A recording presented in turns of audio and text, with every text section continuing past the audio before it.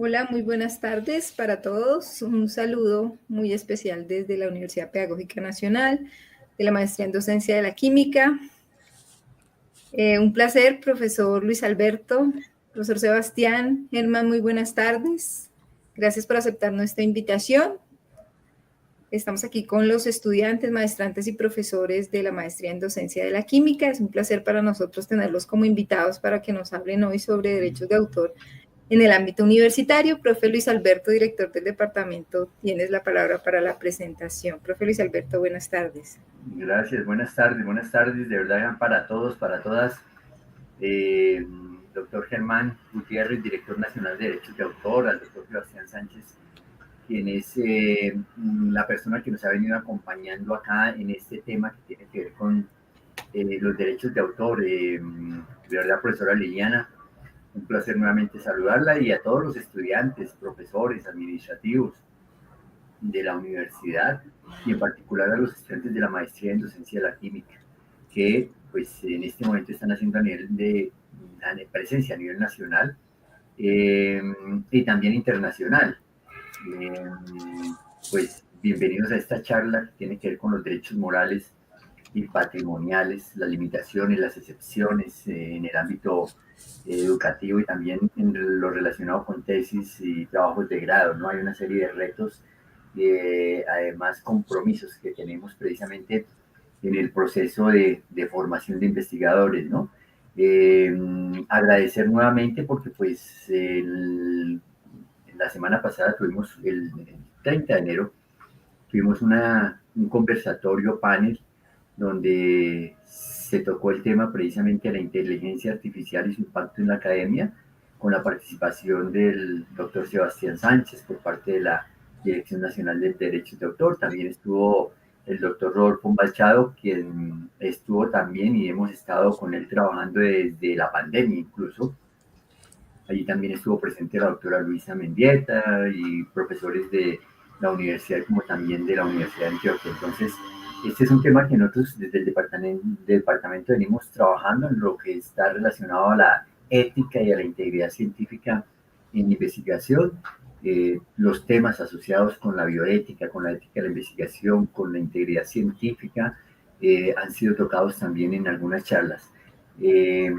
Pues en este compromiso en la formación de investigadores yo creo que debemos ser garantes de salvaguardar lo que es la dignidad, lo que tiene que ver con la integridad, lo que tiene que ver con los derechos y con la protección, precisamente quienes están interviniendo en estos procesos académicos y que participan precisamente en estudios por encima de la factibilidad de la investigación. Yo creo que toda investigación debe regirse por un marco normativo tanto nacional como internacional. Entonces, esta actividad académica donde se incluyen los procesos de investigación educativa y tiene que llevarse dentro de un marco ético de respeto precisamente por las personas, por el conocimiento, también por los valores que de alguna manera se generan en este proceso y en esta interacción y lo que tiene que ver con la calidad investigativa. Entonces, de verdad que muchísimas gracias a la Dirección de Derechos de Autor y pues vamos a dar inicio y pues le cedo la palabra ya, profesora Liliana, para que continuemos con el proceso. Muchas gracias a todos por su participación. Gracias, profesor Luis Alberto. Quiero saludar a Germán Gutiérrez, el director general de la Dirección Nacional de Derechos de Autor. Muchas gracias, Germán, por aceptar esta invitación. Estamos aquí en medio de nuestros maestrantes. Muchas gracias por la asistencia. Tienes la palabra. Bueno, muy buenas tardes para toda la comunidad académica de la Universidad Pedagógica Nacional. Me permito, ni más faltaba, saludar al doctor Luis Alberto Castro, director del Departamento de Química, y por su intermedio al señor rector, vicerrectores y demás personalidades de la institución. También a la profe Liliana por invitarnos de manera especial también en este en vivo. Me interesante en cuanto a este escenario para la Dirección Nacional de Derecho de Autor y para mí en lo personal es un honor poder estar presente aquí con ustedes, dando inicio a una nueva corte de la maestría en docencia de la química, más cuando ustedes maestros se encuentran en diferentes partes de nuestro territorio nacional. La educación pública, en efecto, debe ser la protagonista en estos escenarios en los que nos encontremos. Es por eso que desde la Dirección Nacional de Derecho de Autor estamos comprometidos con estos espacios de fortalecimiento institucional y estamos prestos a seguir colaborando con la academia. Desde siempre, la academia ha sido nuestro enlace en la Dirección Nacional de Derecho de Autor, protegiendo la creación intelectual de todos nuestros autores. En el 2024 logramos capacitar a 4.569 personas en 79 cursos para personas de las diferentes universidades del país, logrando así incentivar el respeto por el derecho de autor como el salario del creador. Aquí es importante hacer hincapié que nosotros tenemos varios cursos y aparte de ello estamos también recorriendo todo el país en diferentes plazas y escenarios, precisamente dando a conocer toda la creatividad y el talento humano que nacen de ese intelecto como tal. Hay una frase muy popular que dice: los profesores son los únicos que forman todas las profesiones.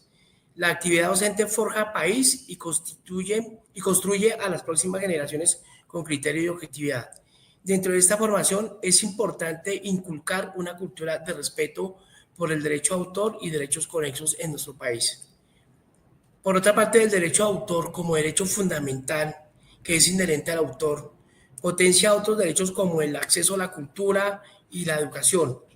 Son ustedes, maestros y maestras, el primer punto de contacto de los estudiantes con las obras protegidas. Un libro, una cartilla, una película, una obra audiovisual, alguna canción y cualquier otra que se usen como herramienta al momento de la enseñanza, entre ellas las obras artísticas.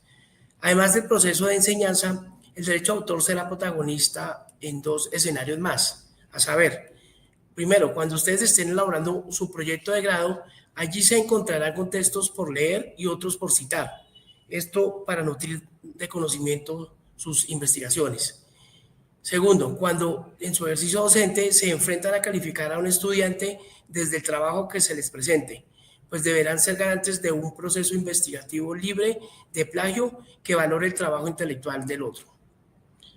Con estas perspectivas, agradezco nuevamente a la universidad por la invitación y doy paso a la agenda académica. No sin antes, en nombre mío y de la Dirección Nacional de Derecho de Autor, agradecerles su fuerte participación. Gracias. Gracias. Muchas gracias, Germán, por tu participación.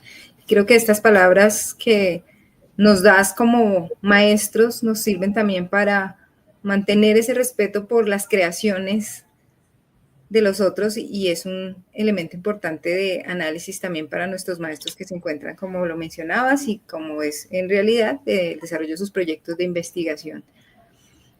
Muchísimas gracias. Doy ahora el paso al profesor Sebastián Sánchez Polanco. El profesor Sebastián es asesor del despacho de la Dirección Nacional de Derecho de Autor, es abogado por la Universidad del Bosque de Bogotá, candidato a magíster en propiedad intelectual en la Universidad Austral de Argentina. Ha realizado estudios de posgrado como actualización de derecho de autor y derechos conexos, teoría, práctica y jurisprudencia en la Universidad de Buenos Aires y copyright de Harvard, así como distintos cursos en la Academia de la OMPI. Su desarrollo profesional ha trabajado como abogado, consultor y asesor en temas de propiedad intelectual para América Latina, impulsando las diferentes industrias creativas y culturales. En el ámbito académico ha sido profesor en distintas universidades de la región, en diversos temas en propiedad intelectual, conferencista internacional, autor y coautor en diversas publicaciones en la materia y es investigador en temas de inteligencia artificial.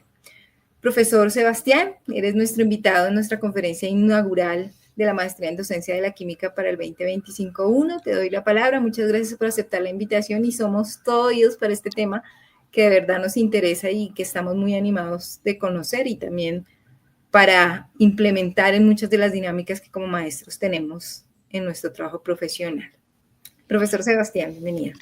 Profesora, muchísimas gracias. Un saludo para usted, también para el doctor Luis Alberto Castro y para todos los maestrandos en la maestría en docencia de la química de la Universidad Pedagógica Nacional. como lo decía nuestro director general, estamos muy complacidos de poderles acompañar en esta tarde inaugural de su maestría, inaugurándoles un camino lleno de éxitos, de aprendizajes, de investigación y sobre todo en mucho derecho de autor. Hablando un poco con el profesor Luis Alberto, pensamos un poco que él necesita un maestrante en temas de derecho a autor cuando empieza a hacer su maestría. Es por eso que hemos llegado hoy por parte de la Dirección Nacional de Derecho de Autor a pensar un poco en el derecho a autor en el ámbito universitario, en la academia. Vamos a desplegar un poco qué es la Dirección Nacional de Derecho a Autor, por si no nos conocen. Luego vamos a hablar de las generalidades del derecho a autor, para caer entonces en lo que es el derecho de autor en el ámbito universitario al momento que ustedes estén investigando, puedan usar en debida forma el derecho de autor. Voy a compartir mi pantalla con algunas ideas, con algunas diapositivas pues que hemos preparado. Como pues ya se dijo, mi nombre es Sebastián Sánchez Polanco y me desempeño como asesor del despacho de la Dirección Nacional de Derecho de Autor de Colombia. Gracias, profesor Sebastián. Permíteme un segundito.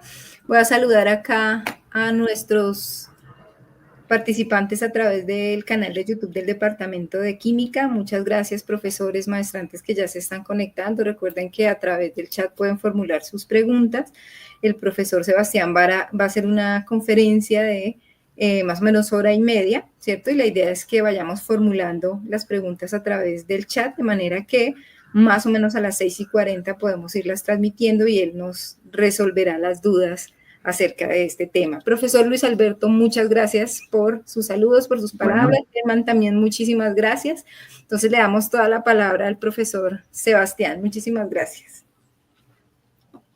Gracias. Bueno, como lo veníamos diciendo, vamos a hablar del derecho a autor en el ámbito universitario y lo primero que hay que decir es que nuestro país cuenta con un sistema robusto de propiedad intelectual.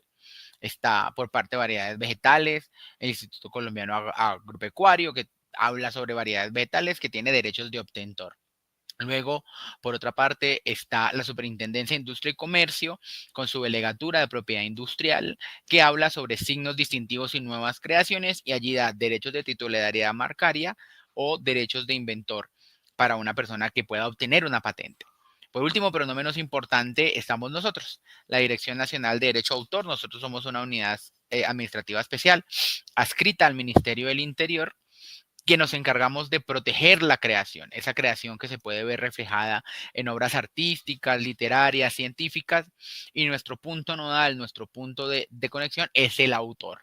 Autor de obras literarias, científicas, artísticas, plásticas, audiovisuales, videojuegos y software. Todas ellas obras que se protegen a través del derecho de autor.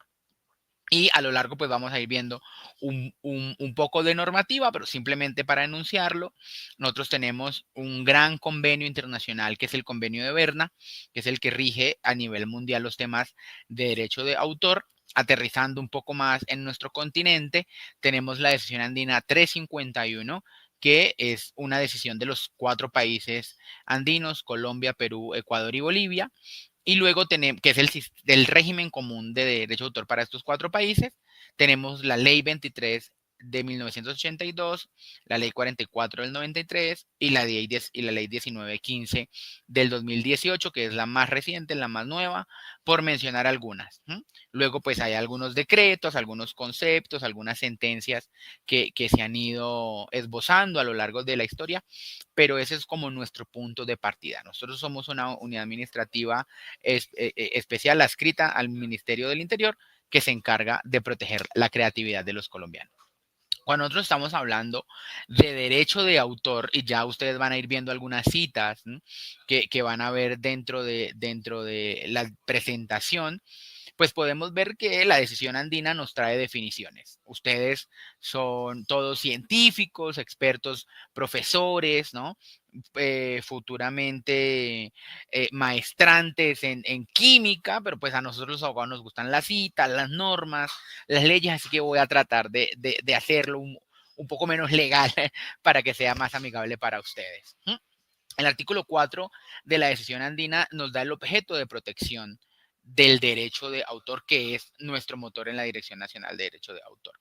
Y esta protección es reconocida a todo tipo de obras, obras que pueden ser literarias, artísticas, científicas, y podemos agrandar un poco más esa definición, ¿no? Audiovisuales, videojuegos, software, obras plásticas, etcétera, etcétera, etcétera, que tienen que cumplir con algunos requisitos. Primero, que sea una creación intelectual, es decir, que salga de la mente de un ser humano.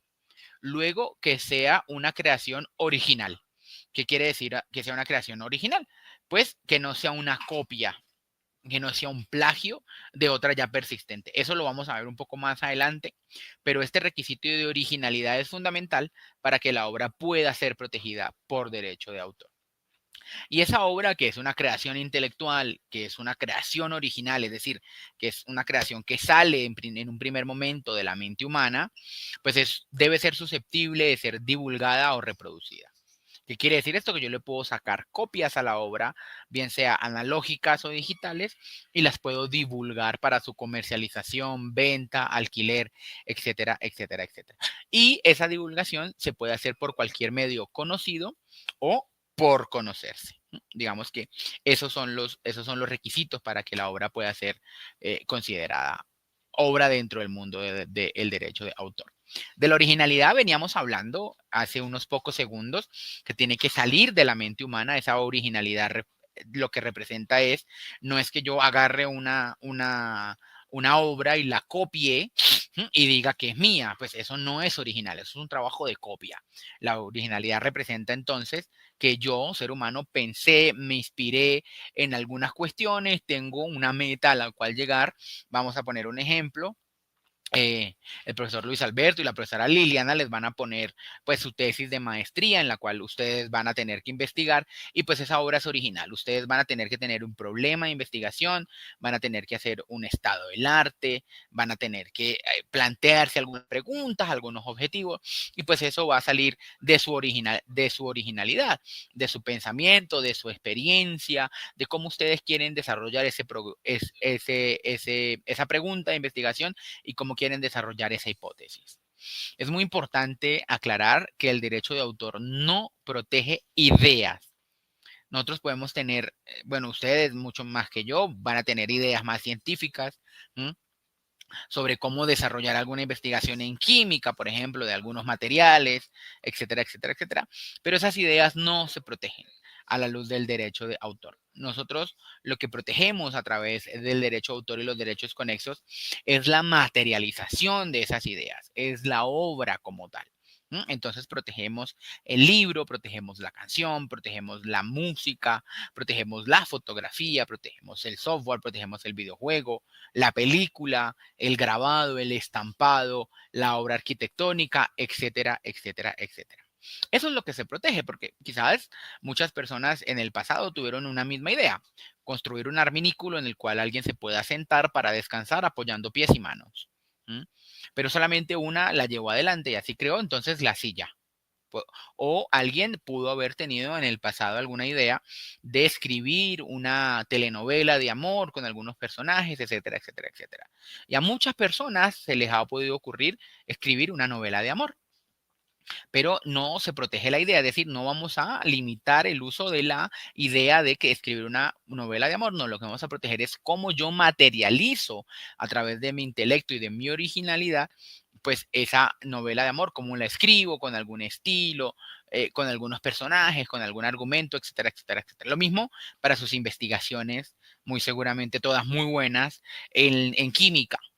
Ustedes al principio van a tener una idea de algún proceso químico, reactivo, etcétera, etcétera, etcétera, pero después pues la van a materializar en una tesis. Esa materialización, ese escrito que ustedes van a presentar, muy seguramente un libro, pues es el que va a protegerse por el derecho de autor. Ausencia de formalidades, otro de los criterios de protección. Según el convenio de Berna, nuestra norma madre a nivel internacional en temas de derecho de autor, nosotros no necesitamos de un registro de la obra para que la protección nazca. Es muy importante el registro, pero la protección del derecho de autor nace con la creación. Eso es muy importante que lo apunten porque digamos que ante un eventual pleito, pues ustedes tienen un punto de partida. La protección al derecho de autor nace con la creación de la obra. Eso no significa que el registro no sea importante, todo lo contrario. El registro del derecho de autor que está en cabeza de nosotros en la oficina de registro es muy importante para efectos probatorios. En algunas cosas es para la oponibilidad, por ejemplo, en actos y contratos. Pero ese registro les va a dar una fecha, les va a dar un nombre, les va a dar un momentum en el cual ustedes van a poder probarle a un juez que esa obra es de ustedes. Pues allí va a aparecer el autor y el titular de la obra, quien se reputa, pues, quien se presume que es el autor y quién es el titular. Así que ante un pleito, pues ustedes se van a poder ahorrar miles de millones de pruebas presentando su certificado de registro, que es un acto administrativo mediante el cual a ustedes se les otorga el registro de su obra. ¿Mm?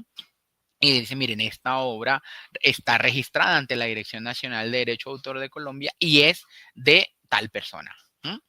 No nace con el registro de la protección, pero sí es muy importante y es una invitación a que ustedes registren sus obras con nosotros a través de nuestra plataforma registroenlinea.gov.co o derechoautor.gov.co si lo quieren hacer de manera virtual, en línea. O también pueden venir a nuestras oficinas aquí en Bogotá, en la calle 28 con 13, en la Casa de Todos los Autores, donde ustedes con ayuda de nuestros técnicos van a poder llenar su formulario y registrar su obra. Para el registro de la obra, ustedes una vez lo radiquen, van a contar 15 días hábiles para tener su respuesta a su solicitud. Otro criterio de protección de la obra, y perdónenme que mire tanto para abajo, pues estoy viendo la hora para no irme a pasar, es el mérito y la destinación de la obra. Al derecho de autor, como rama que protege la creación, no le importa el mérito o el destinación de la obra. ¿Qué quiere decir esto? El mérito de destinación de la obra es más que todo simplemente decir que al derecho de autor no le importa si una obra es linda o es fea. Si una obra va a estar custodiada en un apartamento, en algún municipio de nuestro país, o va a estar expuesta en la Biblioteca Nacional, o va a estar expuesta en algún museo, eso al derecho de autor no le importa. Lo que importa es que cumpla con los criterios de originalidad, de creación intelectual, de ser soportada, etcétera, etcétera, etcétera, para que sea protegible por el derecho de autor. Lo que pase con la obra post creación, pues al derecho de autor no le va a importar, porque pues el autor es autónomo de darle el mérito o la destinación a la obra. Además que en temas artísticos, por llamarlo de alguna manera, pues el gusto es muy subjetivo. Lo que es bueno para alguien puede ser malo para otra persona. Lo que es una obra de arte muy buena, muy bonita para una persona, pues no puede serlo tanto para otra. Pues digamos que el gusto allí no va a impactar en los criterios de protección, solamente pues que cumpla con estas formalidades.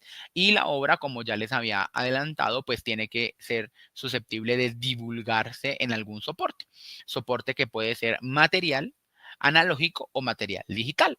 Es decir, ustedes ven ahí en pantalla que puede haber una película en alguna cinta, pueden ver ustedes también que hay una especie de lector de libros, un Kindle, por mencionar alguna cosa, donde ustedes pueden interactuar con un libro, pues en este caso, una pintura, un libro en físico.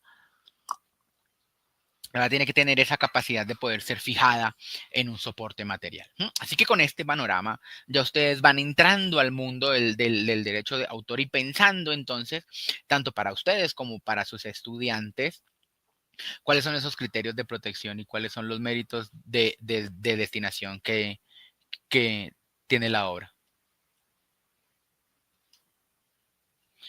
Luego nosotros tenemos algo que se llama el autor. Ustedes vieron en la primera diapositiva que estamos hablando del autor, del autor, del autor, del autor y del autor.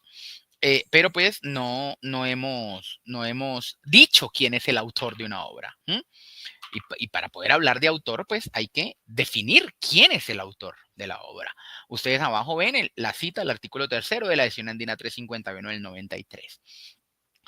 El autor es toda persona física que realiza una creación intelectual. ¿Qué quiere decir esto? Que es una persona humana, un ser humano. Por eso el gráfico que me acompaña aquí arribita, lo señalo aquí con el cursor, pues hay una silueta de una persona con un cerebro que en especie de nube que está pensando, ¿no? Que está haciendo toda esa creación intelectual, que está haciendo todo ese esfuerzo intelectual para poder crear una obra. Entonces, una persona física, una persona natural, una persona humana es la que realiza la creación intelectual. Solo las personas naturales, las personas humanas son consideradas autoras. ¿Y quiénes son consideradas autoras? ¿Cómo así, señor abogado, que solamente las personas naturales? ¿Quiere decir esto entonces que Juan, María, Pedro, Jorge, Sofía, Enrique pueden ser los autores de obras? El autor, cuando crea su obra, es el titular originario de esa obra. Ya les voy a decir que es un titular originario. No desesperen, ya les voy a decir, denme un momentito, de esos derechos que recaen sobre las obras. El autor al momento de crear ostenta en su ser tanto el derecho moral como el derecho patrimonial. Y al ostentar esta doble categoría, pues va a ser autor y va a ser titular originario de los derechos sobre esa obra que ha creado. Ya ustedes me están escuchando hablar en mandarín avanzado, ya en un momentico les aterrizo la idea del derecho moral y del derecho patrimonial. No se vayan a ir. Las personas jurídicas solo pueden ser titulares derivados. ¿Qué quiere decir esto? Pero si Sebastián hace un segundo estaba diciendo que solo las personas naturales pueden ser autoras, sí, pero para el derecho de autor pueden haber dos sujetos, el autor y el titular cuando son personas desagregadas. Autor, es decir, quien crea la obra, quien hace una creación intelectual, es solamente la persona natural, es solamente la persona humana. Pero las personas jurídicas, es decir, las empresas, cualquiera que sea su denominación, SA, SAS, limitada, en comandita simple, en comandita por acciones, etcétera, etcétera, etcétera, pues puede ostentar derechos patrimoniales, es decir, pueden ser titular derivado. Para poder crear una obra, digamos, y tener todo este abanico de derechos que en breve les explico, vamos a tener una de varias maneras de poderla crear. Una, la que veníamos hablando. Yo voy a pensar en una tesis sobre química, no me voy a atrever a dar ejemplos, todos ustedes son expertos y voy a causar algún tipo de chascarrillo si me lanzo al agua con algún ejemplo químico que claramente yo no domino, pero ustedes sí. Yo voy a hacer una tesis sobre, no sé, el hidrógeno, voy a escribir algunas cuestiones, algunas ideas, se las voy a presentar al profesor Luis Fernando para que me dé el título de máster en docencia de la química. Esa es una obra individual mía que yo me siento a hacer, a pensarla y a llevar adelante con algunas ideas que a mí me puedan surgir. Luego, por otro lado, tenemos las obras en colaboración, que la iniciativa recae en sus autores. Entonces, una obra musical, una obra dramática, otra persona y yo nos podemos sentar un día, hoy digamos en el centro de Bogotá hace un sol lindo, muy seguramente están haciendo 18 o 20 grados aproximadamente de temperatura, y podemos crear alguna canción sobre cualquier tema. Entonces yo voy a decir, mire, yo hago la letra y usted haga la música, o los dos vamos haciendo las dos cosas, ¿sí? O muy seguramente en las dramáticas una persona hace el guión, otra persona va a dirigir, etcétera, etcétera, etcétera.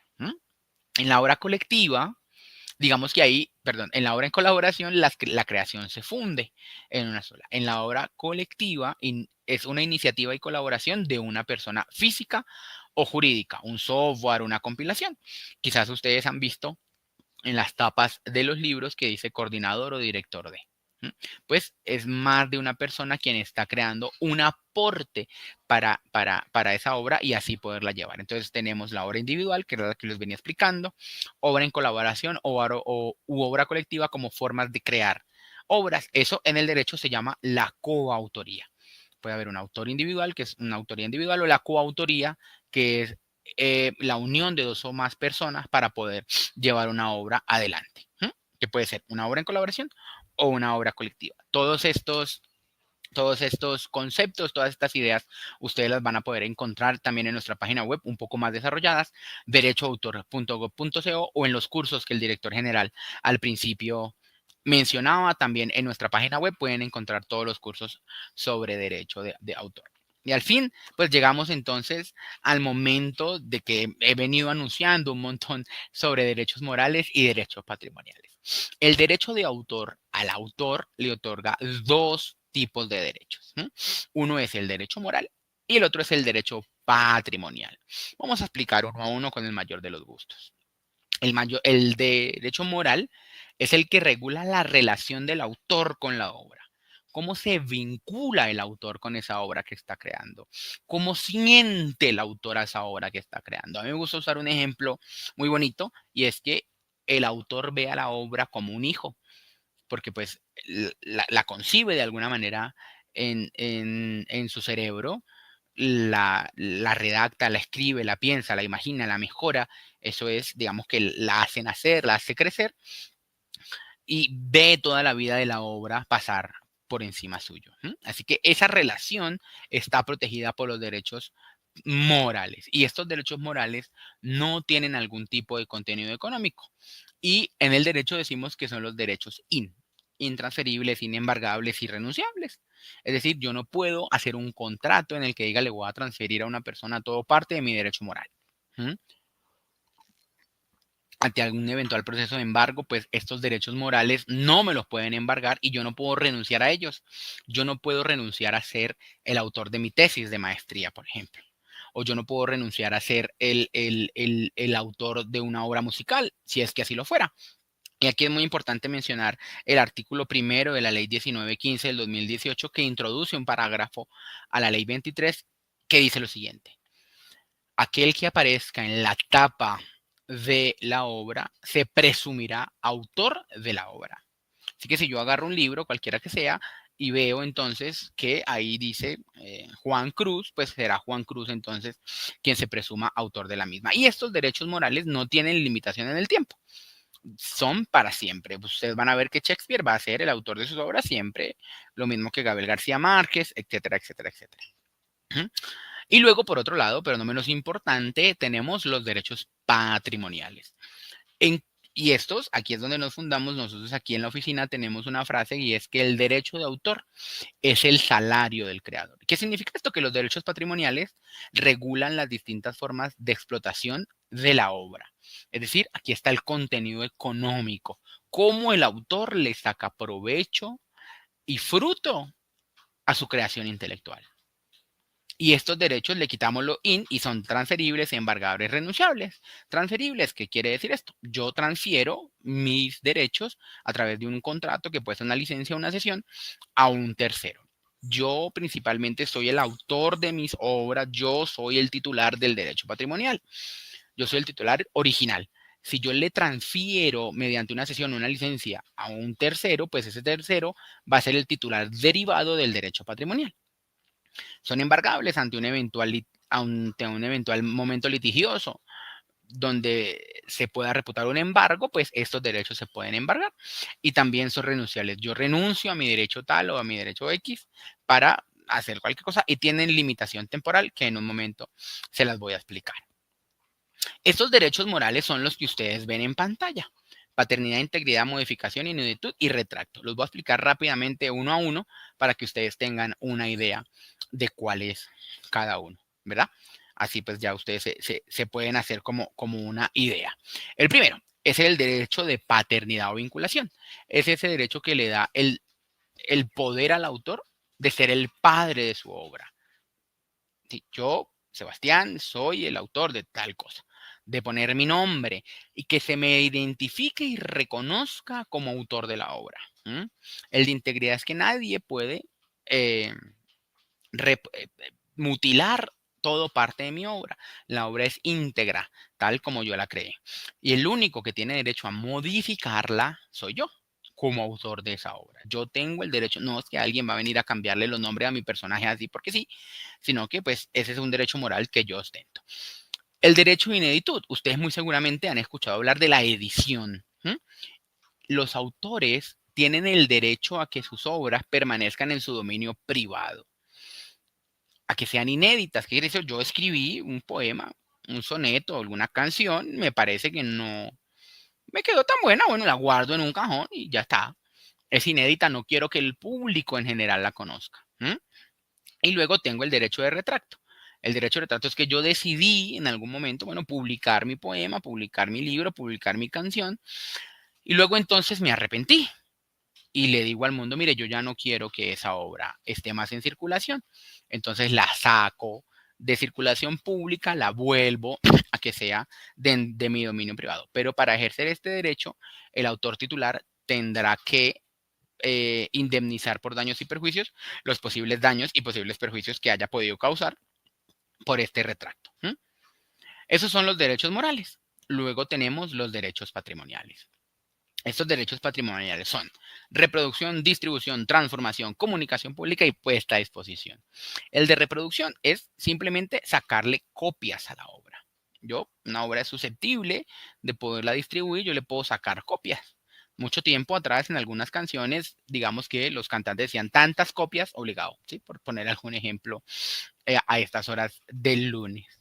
Entonces, que la obra sea susceptible de poderle hacer copias. Luego, el derecho de distribución es poder distribuir para su venta, alquiler, decirle al público, pues, que esas obras están, que hay unas copias que se tienen que vender. Luego está el derecho de transformación. El derecho de transformación es cambiarle el soporte a la obra. ¿Qué quiere decir esto? Yo voy a poner un ejemplo muy reciente. 100 años de soledad, en principio, es un libro. Ese libro, hoy en día lo estamos viendo en Netflix como una obra audiovisual, una serie, contenido cinematográfico. Bueno, los herederos de Gabriel García Márquez muy seguramente dieron una autorización del derecho de transformación para que esa obra se vuelva serie. Así que ahí está el derecho de transformación. O también yo puedo agarrar un libro que está en español y autorizar, si yo soy el autor titular, autorizar que se traduzca al inglés, al ruso, al portugués, etcétera, etcétera, etcétera.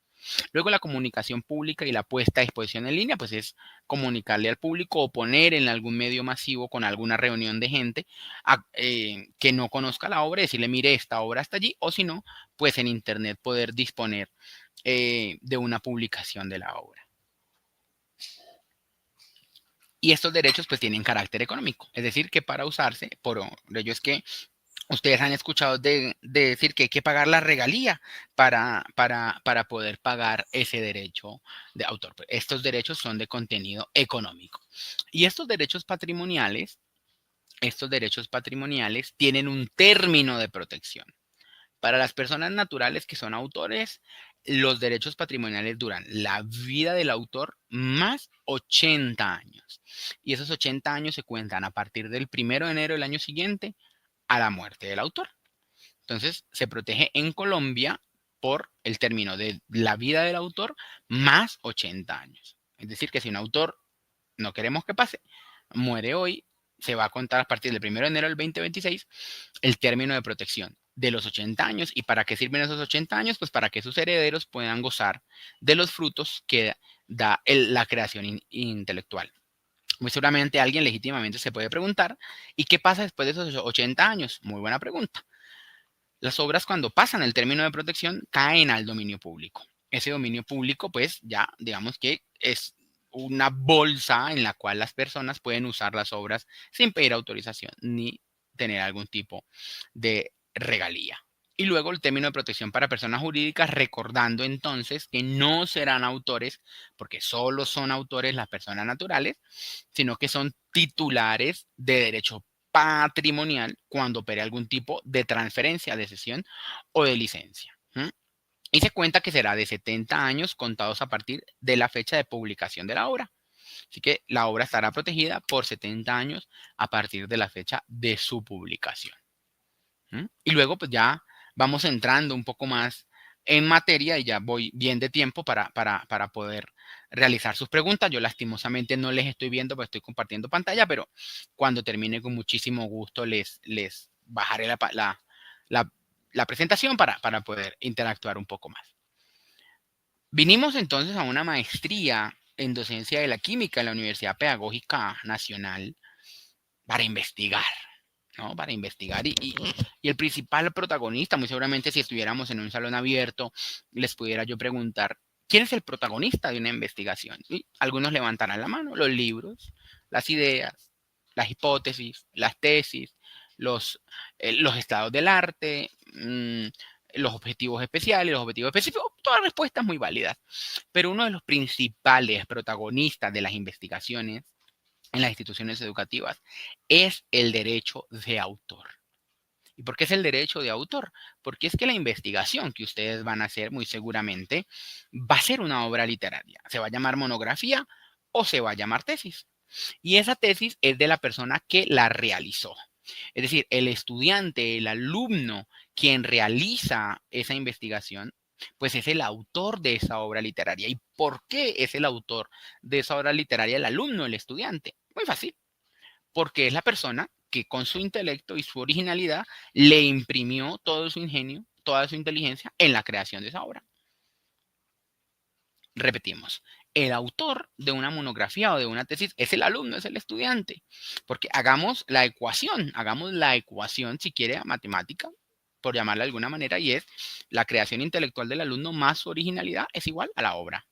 Entonces, esa persona que le imprime su ingenio e inteligencia a la obra es el autor de esa obra. Y esa expresión del autor, pues es la que va a quedar plasmada en lo producido, siendo el dueño entonces de los derechos morales y el titular de los derechos patrimoniales, que ya ustedes a estas alturas pues son expertos y expertas maestrantes en estos temas del derecho de autor. Esto ustedes lo pueden leer mucho más a profundidad en nuestro concepto 1 2013 123 56, que está a disposición de todos y cada uno de ustedes, y muchos más conceptos de nuestra Dirección Nacional de Derecho de Autor. Luego, entonces, ustedes han escuchado hablar que el derecho patrimonial, que el derecho derivado, que el titular originario, etcétera, etcétera. Pero Sebastián no ha explicado cómo es que se hacen estas cosas de las transferencias. Bueno, las podemos hacer de una de tres maneras. La primera, un acuerdo de voluntades, una licencia o una cesión. La segunda, una disposición legal. Puede haber un embargo, puede haber una transferencia o una orden judicial por la autoridad competente. O, por ejemplo, puede haber también la muerte de una persona. La muerte de una persona, pues, hereda su heredero, valga la pena la redundancia, que esos derechos patrimoniales pasen del titular originario al titular derivado por la muerte de esa persona. Entonces, perdón, esas son las formas en las que podemos transferir los derechos patrimoniales, un acuerdo de voluntades, una licencia, una acción, una disposición legal, como la muerte o una orden judicial de una autoridad competente. Luego, hay algo de lo que ustedes, investigadores, investigadoras, todos docentes, se tienen que cuidar. Y es el plagio. Por eso habíamos hablado antes que es una obra protegida por el derecho de autor siempre y cuando sea original. Y el plagio no es más que dar a entender u ofrecer que una obra ajena es mía. Es como si yo aquí me parara, por ejemplo, a decir que 100 años de soledad la escribí yo. Y tuviera aquí un soporte que diga con mi nombre 100 años de soledad Sebastián Sánchez Polanco. Esto puede ser en su totalidad o en parte de la obra de otra persona, con algunos contextos más alterados. Yo hago que todo parte de una obra, digo que es mía cuando es de un tercero. Ahí hay un plagio. Y el plagio puede ser de varias maneras. Vamos a explicar dos. El primero, plagio burdo o servil. Es yo copio y pego y le cambio el nombre y nos fuimos. Ese es el plagio burdo o servil. Yo me apropié del todo o de parte de una obra, copié y pegué y le puse mi nombre y ya. ¿Cierto? Pero luego hay otro tipo de plagio, el plagio inteligente.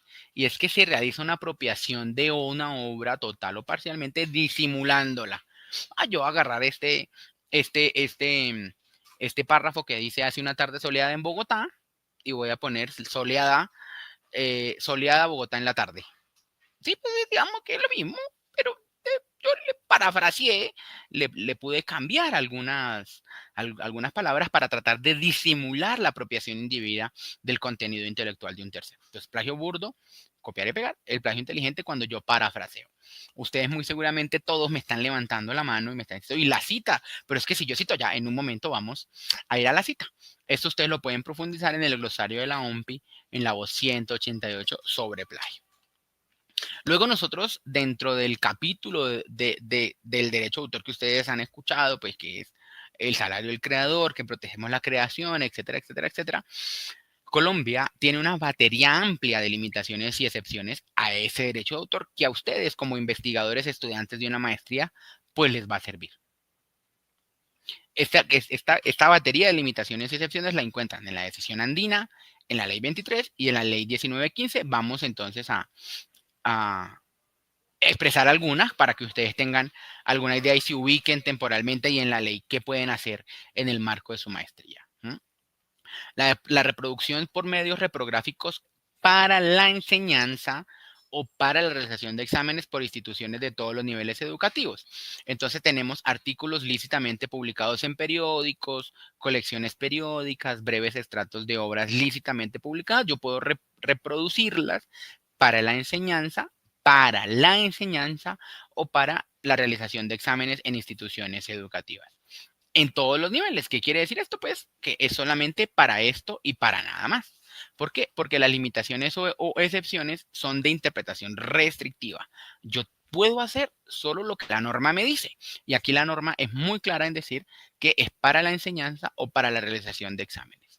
Ninguno más. Esto en el artículo 16 literal E de la ley 1915 del 2018.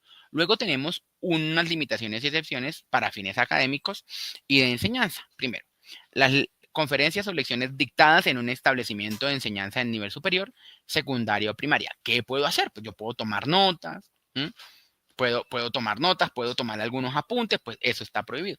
Eso está permitido. Lo que está prohibido es la publicación o reproducción total o integral sin la autorización escrita de quien la pronunció.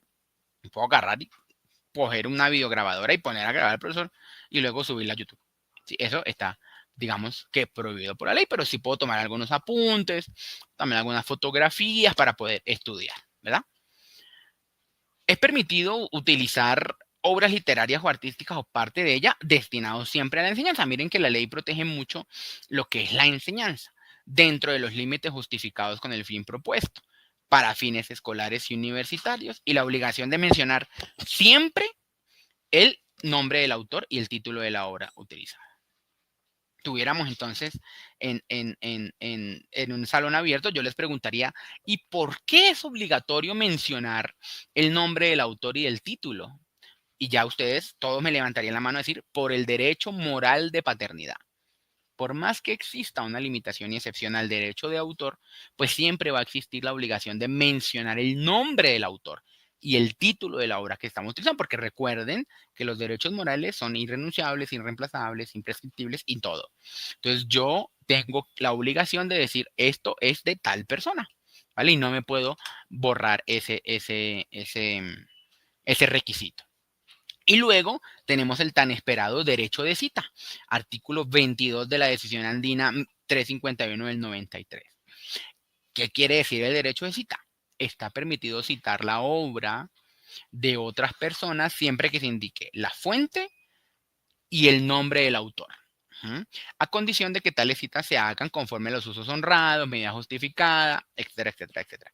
¿Qué quiere decir esto? Conforme a los usos honrados y una medida justificada. Yo no voy a agarrar 4 páginas, las voy a copiar, las voy a pegar y les voy a hacer una cita. Pues eso ya no sería una cita. Eso ya sería un plagio burdo.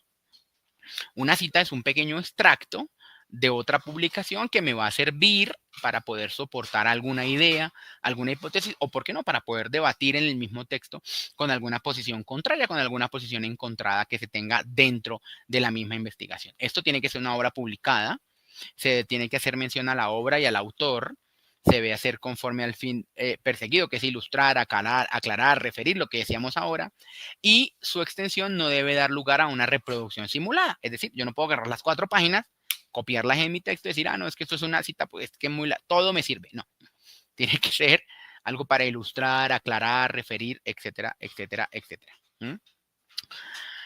Ya digamos que eso eran las ideas que queríamos compartir un poco desde la Dirección Nacional con ustedes, muy atento a las preguntas, pidiéndoles por favor que escaneen el código que aparece en pantalla y llenen una pequeña encuesta para nuestros fines. Nosotros somos la Dirección Nacional de Derecho de Autor. Voy a dejar un momentito el QR en pantalla para que lo puedan ver y quedo muy atento entonces a sus preguntas, sus opiniones y reiterando nuevamente el agradecimiento a la Universidad Pedagógica por la invitación.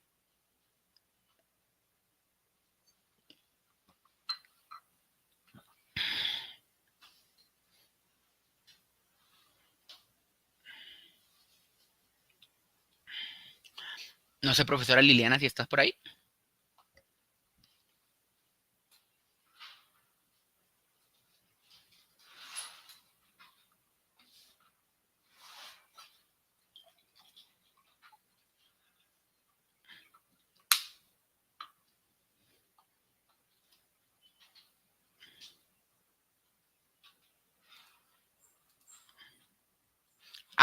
Estoy viendo que estás hablando, pero no te escucho.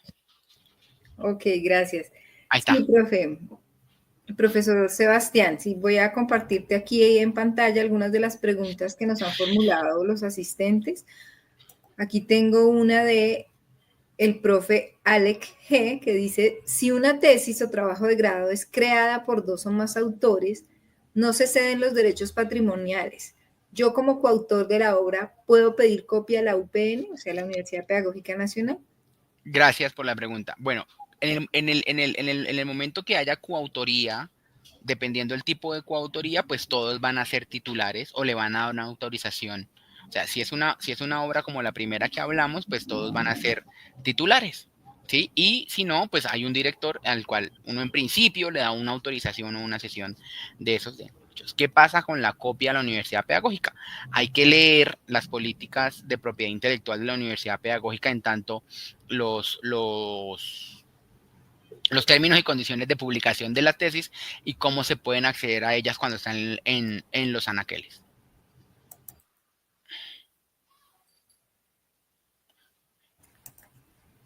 Vale, gracias. Sebastián, tengo otra pregunta aquí de Cintia Ortega, ella es estudiante de la maestría, entonces sí, el profe Alec también. Pero Cintia sí es una estudiante que es de Honduras, inicia la maestría en la universidad y tiene una pregunta que dice, ¿la UPN, la Universidad Pedagógica Nacional, tiene derecho de la tesis de un maestrante? Pues primero saludar hasta Honduras, a Cintia, es un placer poderte tener, así sea virtualmente, pues en nuestro país. Bienvenida siempre a la tierra del café. Como lo decíamos en la charla, la tesis es del estudiante. ¿Sí? La tesis es la autoría es del estudiante. Ahora, ¿qué pasa con el derecho patrimonial? El autor es titular originario de su obra, es la persona encargada de poder llevar adelante las decisiones sobre su obra. Yo cambiaría un poco la pregunta y es ¿qué pasa con los derechos patrimoniales en la tesis del maestrante en la Universidad Pedagógica Nacional? Bueno, la respuesta va a ser repetitiva, pero allí están las respuestas. La política de propiedad intelectual de la universidad. Digamos que al momento de tener una matrícula, uno firma una especie de un contrato, pues se está adhiriendo a las políticas de la universidad, entre ellas la política de propiedad intelectual, pero la tesis es del estudiante en principio. Sí, de hecho, profe Sebastián, la universidad tiene una normatividad sobre propiedad intelectual. Realmente es reciente, pero quiero compartirla también con los maestrantes para que tengan conocimiento un poco acerca de esta norma interna sobre propiedad intelectual. Por aquí tenemos a Daniel Buenombre, que es un estudiante de segundo semestre. Daniel pregunta que hasta qué punto el derecho moral de un autor debe prevalecer sobre los derechos patrimoniales cuando se trata de trabajos de investigación o publicaciones académicas como la tesis. ¿Hasta qué punto? Pues, por lo regular, el derecho de autor moral siempre prevalece sobre los derechos patrimoniales. Porque es que, por ejemplo, tú eres. ¿Cuántos semestres tiene la maestría, profesora? Perdón, le pregunto. Cuatro. Bueno, ya vas en la mitad. Muy solamente, no lo sé, voy a suponer, vas escribiendo ya un proyecto de investigación, un proyecto de grado. Tú puedes un día, quizás mañana te laureen la tesis o cualquier cosa, digamos, más científica, y tú quieras vender el derecho de reproducción o el derecho para que se pueda editar la obra y convertirla en un libro, ¿sí? Eso lo puedes hacer, tú te puedes desprender de tu derecho patrimonial, pero el derecho moral prevalece porque es el derecho irrenunciable. Tú no lo puedes vender, tú no lo puedes renunciar, tú no lo puedes transferir, es tuyo, siempre para toda la vida. Entonces, en ese derecho, tú lo que vas a decir, vea, yo soy el autor de mi obra, pase lo que pase con mi obra, yo soy el autor de mi obra. Siempre prevalecen los derechos morales porque no tienen límite de temporalidad y son los derechos in. No los puedes renunciar, no te los pueden embargar. En cambio, los derechos patrimoniales sí, tú puedes vender, tú puedes transformar, perdón. Tú puedes hacer un montón de cosas para sacarle fruto económico a tu obra. Con el derecho moral no. Pero no sé si por ahí iba la pregunta, lo interpreté así. Vale, listo, profe. Tenemos una pregunta de la profesora Daisy, ella es profe del departamento y pregunta si existe ya la norma para citar el uso de una inteligencia artificial. Una norma como tal no, pero sí existen manuales de APA, por ejemplo, que dicen cómo citar las cosas que se extraen de inteligencia artificial. Y manuales muy seguramente de citación académica nos van a indicar cómo se tienen que citar las cosas que se extraen de inteligencias artificiales.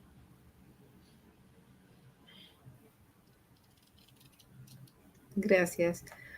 Por aquí está Cintia, dice saludos desde Tegucigalpa, Honduras, respondiendo al saludo, que muchas gracias por tan excelente conferencia. Por aquí también hay un saludo de Edison Silva Liébano desde Bogotá. Muchas gracias. Hay una pregunta que me transmiten al WhatsApp y preguntan que en algunos espacios se considera la inteligencia artificial como autor. ¿Qué tan cierto es eso?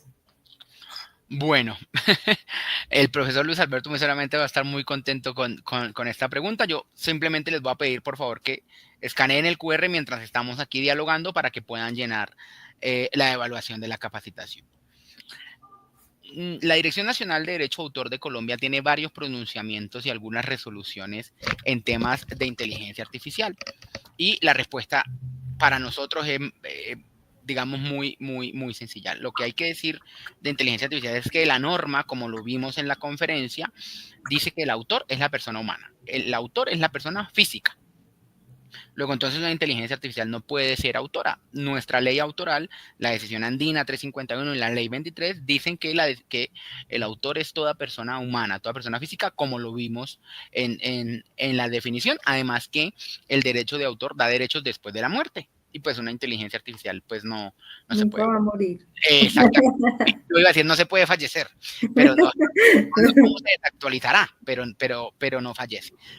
Y entonces, asimismo, los prompts no reemplazan la originalidad, no se pueden registrar obras ante nosotros que reputen una co-creación de una inteligencia artificial, etcétera, etcétera, etcétera. Para esto, ustedes pueden entrar también a nuestra página web y al final van a encontrar ya pronunciamientos sobre inteligencia artificial y allí van a encontrar los actos administrativos que expresan a este respecto. Gracias, profe. Daniel dice, muchas gracias. Sí, por supuesto, diste respuesta a mi pregunta. Con todo gusto. Profe, Ale, pregunta nuevamente. Si estoy con un compañero realizando un escrito y nos separamos, ¿cómo aplican los derechos de autor, tanto morales como patrimoniales, de este autor? Es decir, ¿yo puedo seguir con la investigación y publicar? Pues, profe, la respuesta es de abogado, depende. ¿Sí? Depende de muchos factores. Lo primero es, si van a escribir, o sea, si están escribiendo una obra cuyos aportes no se puedan separar, ahí la cuestión es un poco más difícil porque se van a tener que poner de acuerdo quién va a seguir con la investigación, qué pasa con el aporte del otro, porque pues están tan fusionados que ya nadie se acuerda qué ha escrito quién, ¿sí? Y pues la otra persona tiene derechos sobre esa obra que ustedes estaban construyendo. Pero si por el contrario ustedes estaban escribiendo, no sé, un libro de 2 capítulos o de 4 capítulos y cada uno escribe la mitad, pues uno se lleva su capítulo, el otro se lleva su capítulo sin ningún inconveniente. Lo que sí debería hacerse es algún tipo de acuerdo al momento de empezar a escribir para, digamos, sopesar algún tipo de estas situaciones. Vale, gracias. Miremos qué otras preguntas hay por acá. No veo más preguntas. Espérame, miro en el chat.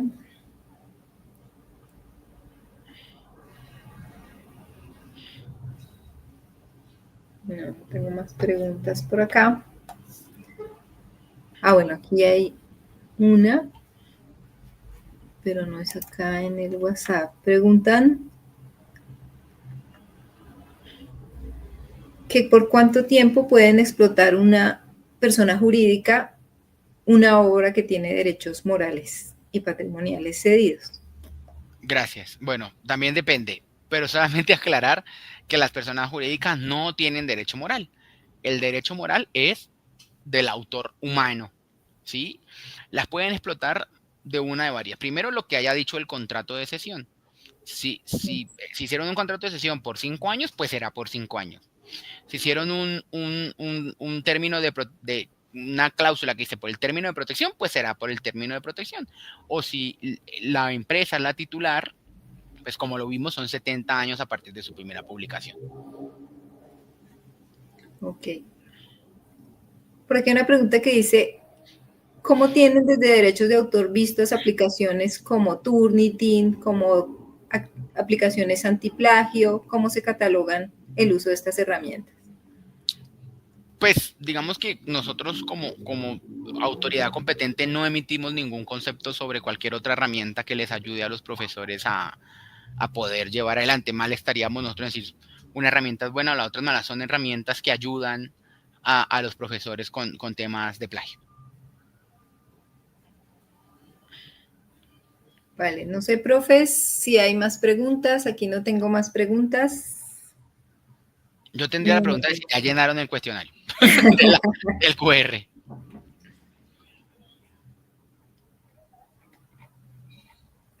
Por aquí dicen, gracias por el espacio y la contribución.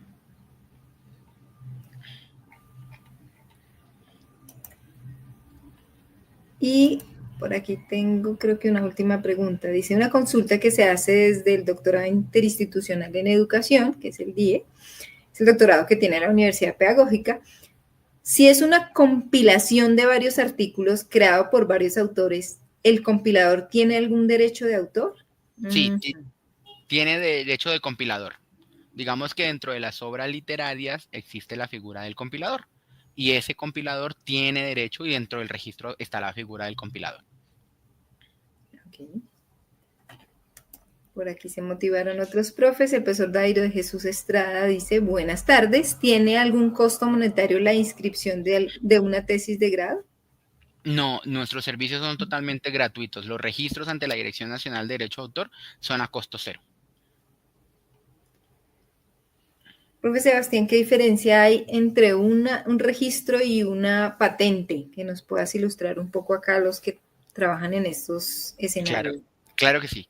El registro de una obra se hace ante la Dirección Nacional de Derecho de Autor de Colombia y es registro de obras, libros, canciones, poemas, sonetos, software, fonogramas, etcétera, etcétera, ¿sí? Las patentes son de competencia de la Superintendencia de Industria y Comercio, en la Delegatura de Propiedad Industrial, y se dan por inventos, ¿sí? Entonces, supongamos que alguno en la maestría se inventó algún dispositivo para algo químico, pues quiero dar un ejemplo más profundo, pero no, yo vi química en el 2011, me podrán perdonar, pues no me acuerdo mucho, y pues allí entonces ustedes van a patentar su invento, digamos, haciendo los pasos de la patentabilidad ante la Superintendencia de Industria y Comercio. Registro de obras para obras protegidas por el derecho de autor, patentes para invenciones, ahí dan derechos de inventor en la Superintendencia de Industria y Comercio.